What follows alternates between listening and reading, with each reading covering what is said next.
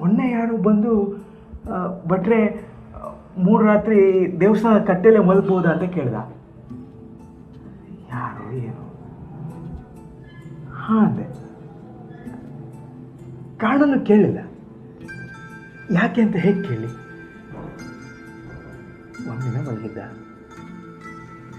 ಮಾರನೇ ದಿನ ಹೋಗ್ಬೇಕಾದ್ರೆ ಅವನಲ್ಲಿ ಇರಲಿಲ್ಲ. ದೇವ್ರ ರೂಪ ಯಾರಿಗೂ ಗೊತ್ತು. ಬಿಡಿ, ಏನೇನೋ ಹೇಳ್ತಾ ಇದ್ದಾನೆ. ಅಳಬಾರ್ದು ಅಂತಲ್ಲ, ಅಳೋದು ಒಳ್ಳೇದೇ. ಆದರೂ ನೀವು ಸಮಾಧಾನ ಮಾಡ್ಕೊಳ್ಳಿ. ನಾನಿನ್ನು ಹೊರಡ್ತೇನೆ.